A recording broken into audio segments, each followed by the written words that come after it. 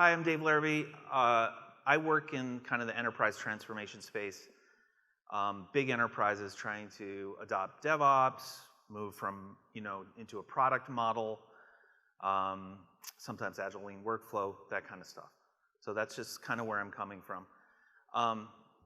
And what I want to share with you today are two practices we've seen emerge from this thing that we call Dojo, right? Dojo is essentially when we go into a large enterprise, we'll set up a little safe space, where teams can come in and kind of choose their own adventure about what they'd like to learn. So it's a kind of revolutionary concept that takes learning and prioritizes it over delivery. Now, it seems kind of a crazy idea, but we often see delivery come as a side effect when we're focused on the right thing, learning. So more about dojos later. Just want to give you a sense of who I am, where I'm coming from, and we'll talk a little bit about dojos later. So today I want to poke at this idea of best practices. This is kind of a phrase that bothers me a little bit, rubs me the wrong way. I don't know, I've always had an issue with it. Because like, who says? Are you trying to tell me how to do my work? Right? And are we just jumping right into this conversation about best practices without really understanding the context and conditions where practices make sense? So what is that context? So I want to poke at that a little bit. I want to challenge this idea of best practices. Maybe some of your managers and leaders are kind of saying that. So give you a little bit of argumentative ammunition to go into kind of those moments. So best practices just seem so presumptuous. Maybe like a solution in search of a problem. And I think a lot of my bias here comes from the bad experiences I've had with these kind of best practice focused managers, right? As a consultant, kind of working and saying, okay, you said best practice, but let's go over here and figure out what that actually looks like. So, I'll get hired, to go into an organization and they're all hot to trot for something like test-driven development. Great, I love it. I'm a big TDD practitioner and advocate. But oftentimes, that's what's sold, and then when you show up and go to do a thing, you find legacy code, right? You find code that was not designed with testability or other NFRs in mind, right? And you kind of got to play the ball where it lies, right? So sometimes this code's so complex, it's hard to get into that test as design feedback loop, which is, TDD is about design. The design has been cooked a long time ago into a big ball of mud, right? Good luck. So we want to do TDD, but with what we've got, we need to do something else first. So in this case, TDD isn't a best practice for this organization, at least not yet. It's not even a candidate. Now, this is a DevOps conference. Who's familiar with this image? Okay. I mean, I would expect at a DevOps conference you to have seen this image by about 12 times right now and heard Conway's Law 18 times, right? Good ideas. But this is a Cynefin framework, and it gives us a little tool for putting practice in context with complexity, okay? So we have these domains of complexity from obvious, complicated, complex, chaotic, disordered. And in each of these, we have a level setting for what kind of practice makes sense for that level of complexity. So if we go down to obvious, this is where best practices live. Literally, I see the problem, I pattern recognize that, I grab a solution off the shelf, marry it to the problem, move on to the next problem, right? This is where TDD makes a lot of sense, because when we're starting greenfield and we're starting to design our applications and we choose that as a design methodology, it just goes really well. We can follow the kind of standard advice given by the people that invented or perfected a practice. So when we're in the obvious domain, best practices apply. But mostly, people in this room, I'm going to bet, we're up here in complex. I'm just going to even skip complicated. It's not complicated, it's complex. Working on distributed systems or legacy systems. Not to mention working with people. Every single individual in this room is complex. We have our own set of kind of biases, we have our own set of emotions, we have our own set of experience that we bring to the table. So when we start to take people and put them in a distributed system, aka a team or an organization, complexity starts to add up. Right? And I think this is where we live. So to talk about best practice is a bit presumptuous. Going counterclockwise, we get into chaotic. And this is, it's really nice to see DevOps community kind of embrace chaos, right? Look, this is the way it is. When we have these really complicated systems, trying to force them into simplicity or into an ordered domain doesn't make sense. You need to live with the chaos. And chaos, all you can really do is kind of poke at something and get behind a shield, and hopefully it doesn't blow up. Or, if it doesn't, you maybe touch it to see if it got hotter, right? But lots of practices being developed here that are coming, SRE, observability, event tracing, and of course the chaos engineering, named for the domain of complexity itself. Right? But these practices are novel, they're new, they have to be invented, right, as we gain experience. Okay? So I want to focus on novel practices, and I would like for us to think about most of the stuff we do and kind of have that metacognitive moment and say the stuff that we do as emergent or novel, right? Even if it's TDD, you need to adapt it to your circumstance. That's novel. So I want to look at best practices that emerge from things like failure, highly complex situations, both human and technical. I guess if you want to get paid a lot as a consultant, you'd say socio-technical, right? Look at those kinds of problems. I know. Yeah. More than that, I want to know how these practices come into being. What are the conditions that need to be set for novel emerging practice to happen on your team, in your system, in your organization? And if we had a couple of examples, could we reverse engineer some of the properties that led to more fruitful practice? So let's talk about some of these. Now, these are real practices. These are things that were invented in this dojo environment where the conditions were optimal for innovation on practice. So this first one's called architecture mapping. And, I need to give you a little backstory into how we eased into this, because it was a series of mistakes, right? Mistakes are kind of learning. A series of learnings that helped us understand. Now, in the dojo, we bring a team in for like a 6-week challenge. They decide, it's total agency. They decide what they want to learn, what problems they want to solve. And we have coaches there that have deep background in like engineering topics or product management or whatever. We pair the coach to the team based on what they want to learn. So in the dojo, we use this daily driver mapping technology. The first week, it's usually about discovery and mapping and understanding what's your, what systems, what people are you building for, that kind of thing. And we use user story maps as a kind of default choice there. Now, we showed up to this one dojo, and we had this team come in, and we learned very quickly that story maps weren't the right cartography for that terrain. Right? This was a financial services organization. Some of you may work in that environment, and there's a lot of headless, back-end, upstream, downstream stuff with a little tiny viewport, to see exceptions if something goes wrong with a batch or whatever, right? And that was the case for this team. It was a very systems-centric team. So using something user-centric like user story mapping was a fail. It was a kind of a total bonk. So user story mapping didn't work. I mean, we couldn't even really identify an immediate user. There was someone in the back end looking for trolling, a log for exceptions, right? And so we discovered this, and we also discovered that the team was rather new to this complex back-end system. So context is adding up. And what we decided is we want to do mapping. We want to get it into, your context into a visual, representation of what's happening. So we reached for this C4 model of software architecture, which I'll go a little bit deeper into. So it's basically a different cartography, right, because it's a different terrain. Okay? So here's an architecture diagram. It's okay. It's somewhat useful.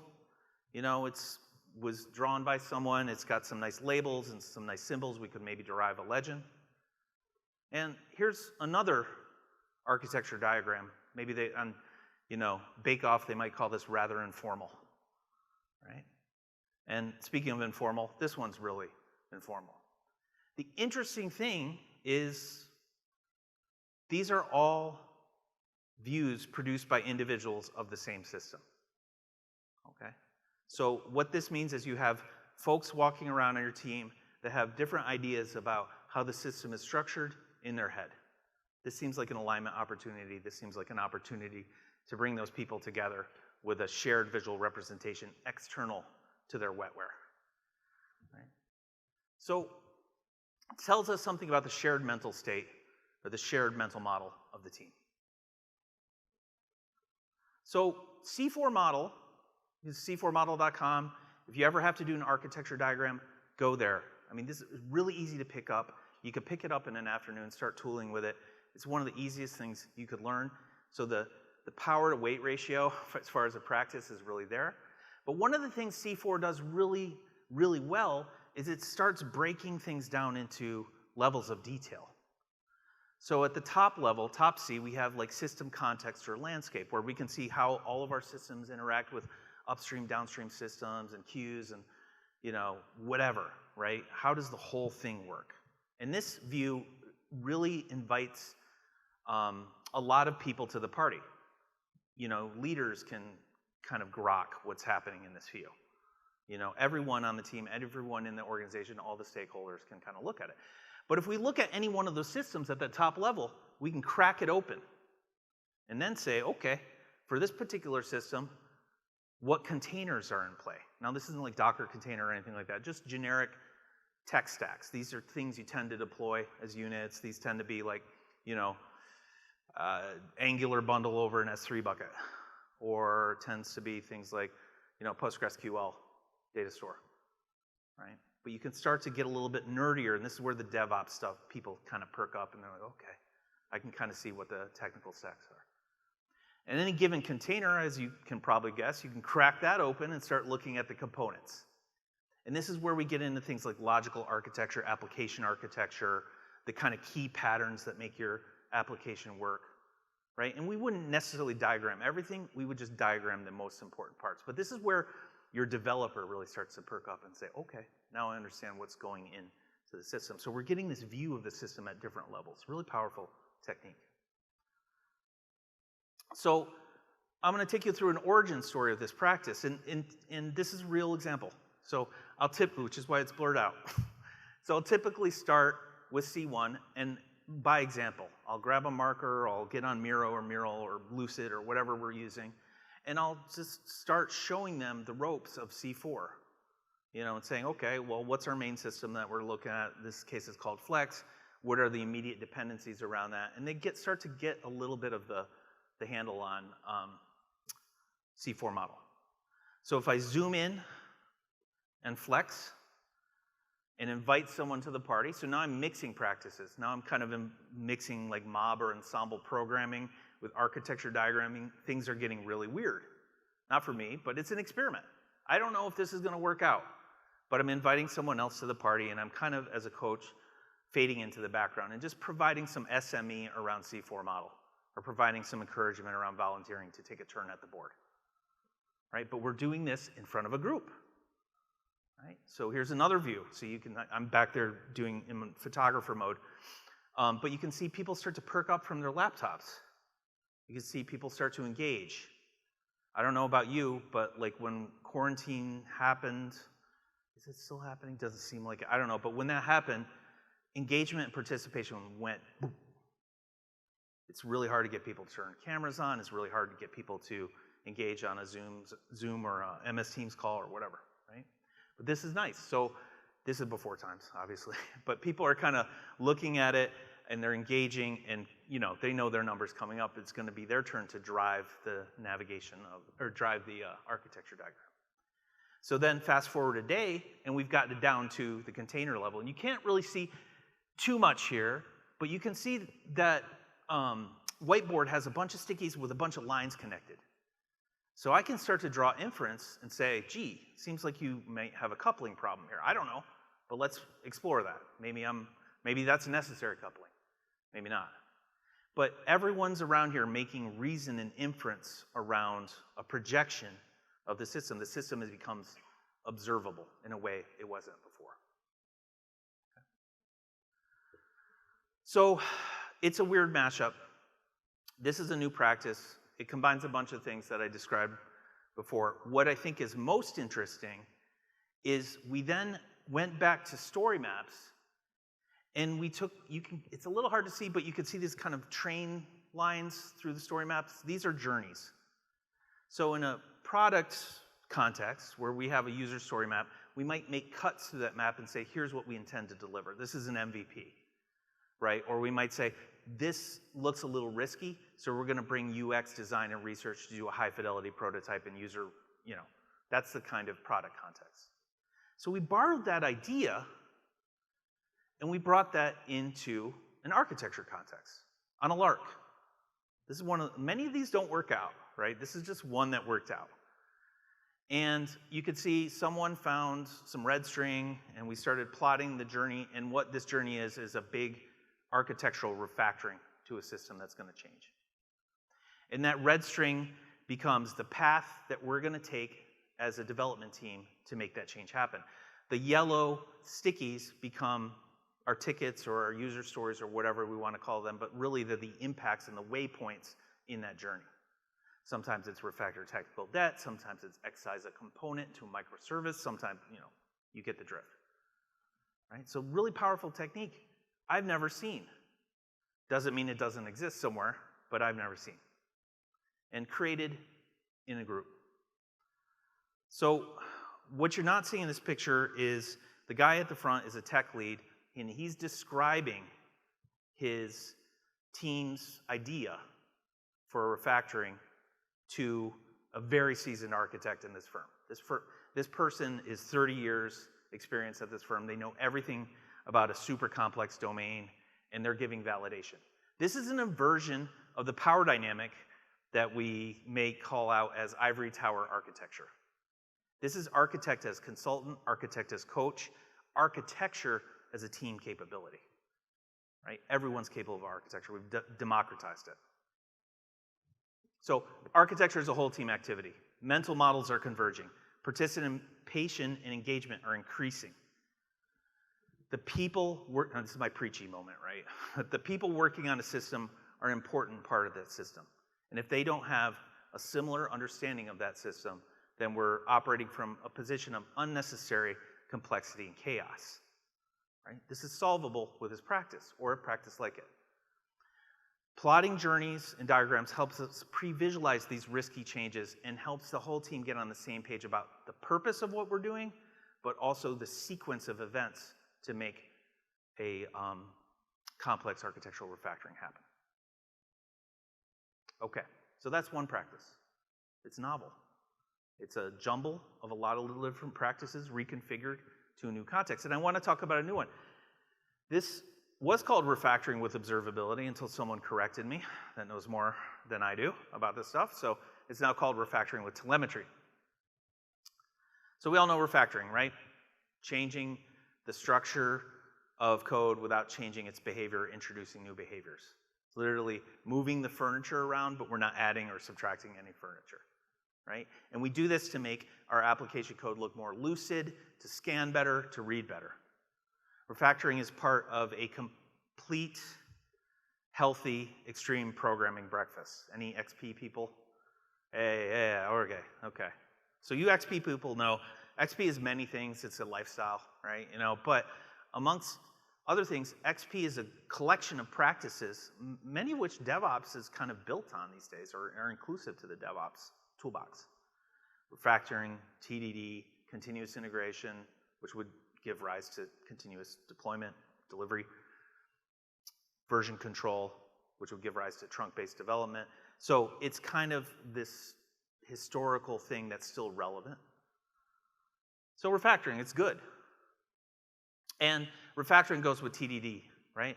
So we've got this TDD loop where write a little failing code. We're really not writing a test, we're writing an executable specification.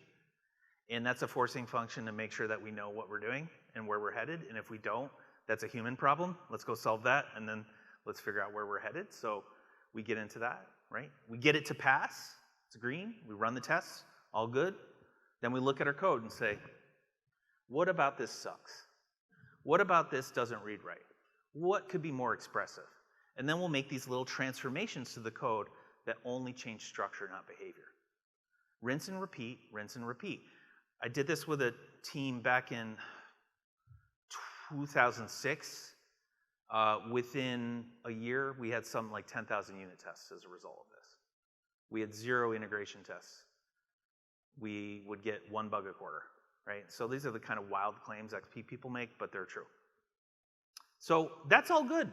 I mean, you should all be sold on TDD, right? But in reality, if you try to apply this practice to a new code base, it's going to be really hard because you've already designed that code base. It was designed with a different methodology. So it's no longer testable, or it was never testable.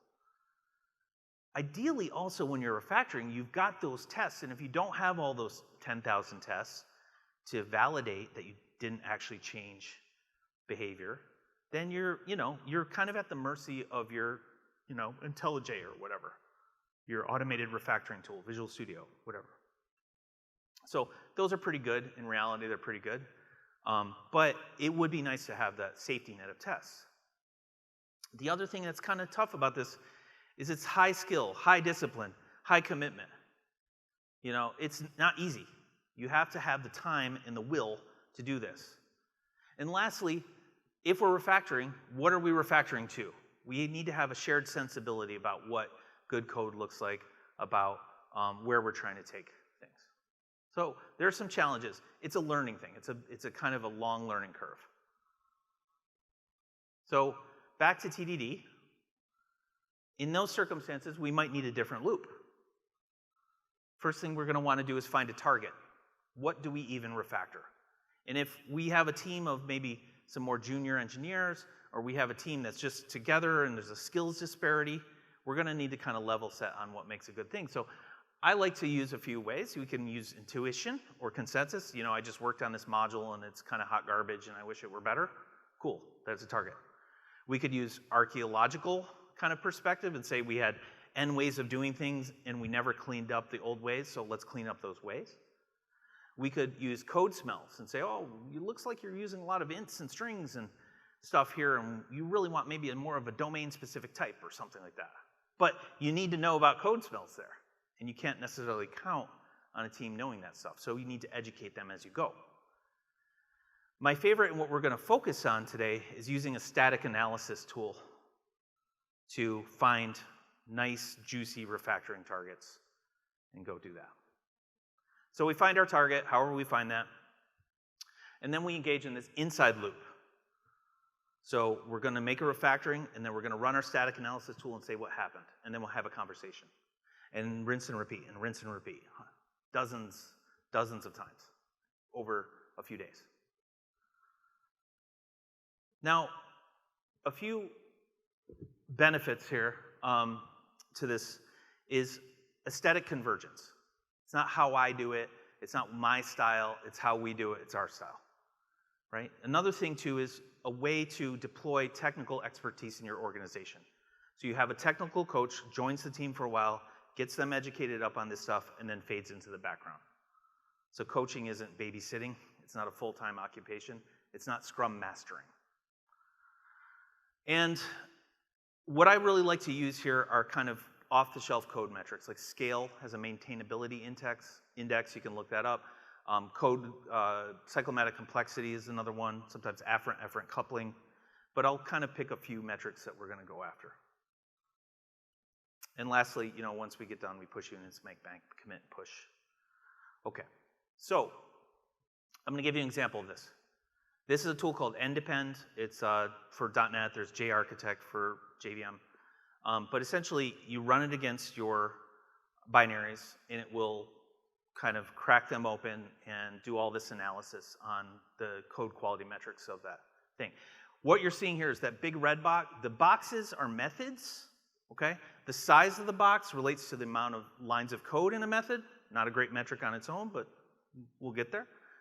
And the color of the box refers to cyclomatic complexity. How many paths through the method are there? How many conditionals, that kind of thing.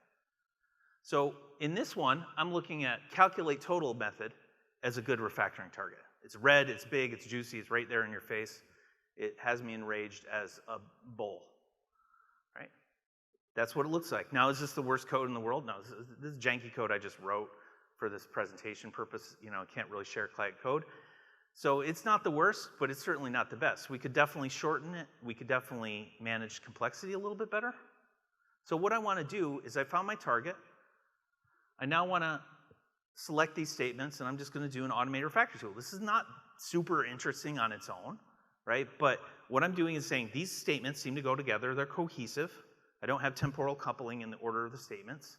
I'm going to pull that out into a method called calculate electronics discount. Okay? Do that, and that's what I get. So visually we can see the code. I mean, it's folded, right? But visually we can see the code is a lot easier to understand, and my cognitive load in any given method is constrained to that method. If I want to go into the next method, it's like I go through an airlock into the next method, right? And I only have to hold so much on my stack, which is not very deep. So this is what we get. Much better, right? It's orange. We know orange is better than red, right? So the thing here is what's interesting and what you can't really represent in a conference talk is the conversation and the energy in the room around this stuff. Is people start to get curious about cyclomatic complexity and dig into it. And there's a profound connection between that and seeing what you do. You know, I've done this with a team that, you know, a company you all know, had an 8,000 line class. And they're just like, where do I put the next if statement, right? We did this over 2 weeks. So you're seeing a little brief view into it here. But we rinsed and repeat, and within 2 weeks, we had this kind of refactoring capability. We had the classes knocked down. We created something like over 100 classes out of that class. It's its own problem, class explosion. But we really got into, you know, this groove around, you know, being able to wrangle this complexity. If you just do it once or twice, it's hard to see the effect.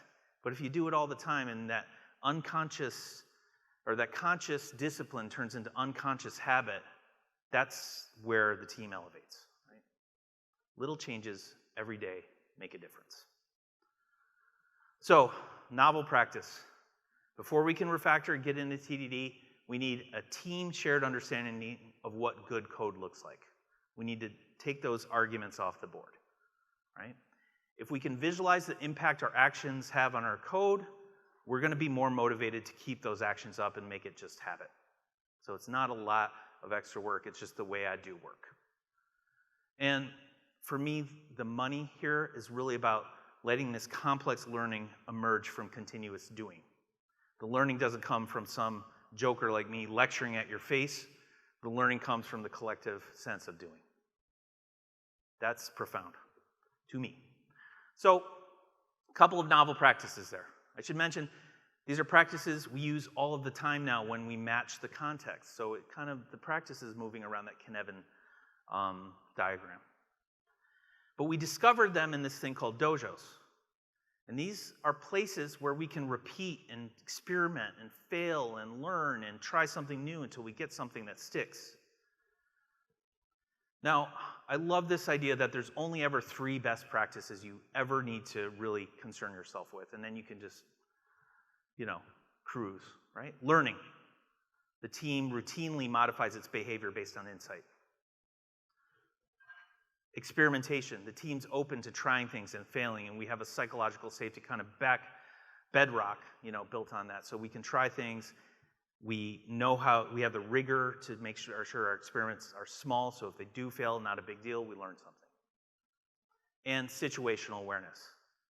We all have the same view of all of the components and different representations we could have of our system.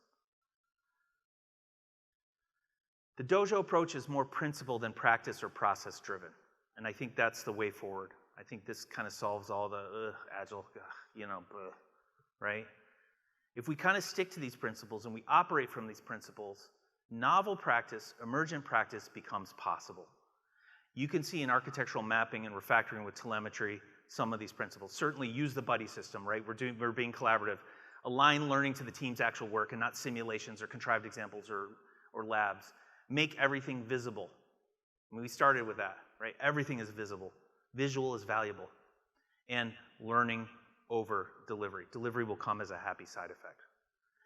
When we find and adhere to these principles, practices will emerge to solve actual problems. These are my principles. Thank you.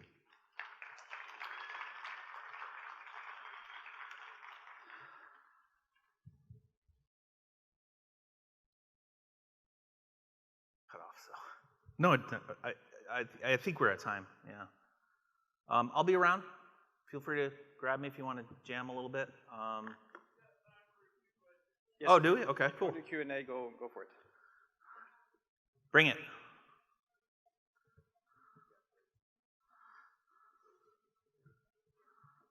First of all, it was an extremely good presentation. Thank you for sharing your thoughts there. Thank you.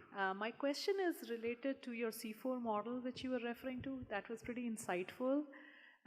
In terms of architecture, are there ways there to specify also like, okay, this is what we want to refactor, this is what we want to retire, and this is where we may like to revisit later as we work on it? That's a great question. So a lot of what I'm doing right now with clients is what we'll do is we'll go in and we'll create a canonical set of static structure diagrams on those levels of C4, and those are shared across the whole enterprise.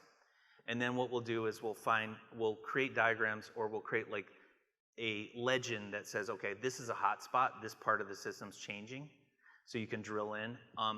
C4 has this thing called a dynamic diagram, which is, if you've ever used like a sequence diagram from UML, it's a lot like that. It's just much more approachable and lo-fi. And that's where I typically, I reach for those to describe deltas, right? And so architecture now, current state, future state, next state. So you can kind of mash those up a little bit, yeah. C4 though, check it out. It's kind of all there in that c4model.com. So if you want to know more about that, it's a single page. It's about the length of a New Yorker article. So if you can get through one of those, you can definitely get through one of these. So check it out. Great documentation. Simon Brown created it. And yeah, great question though. Any other?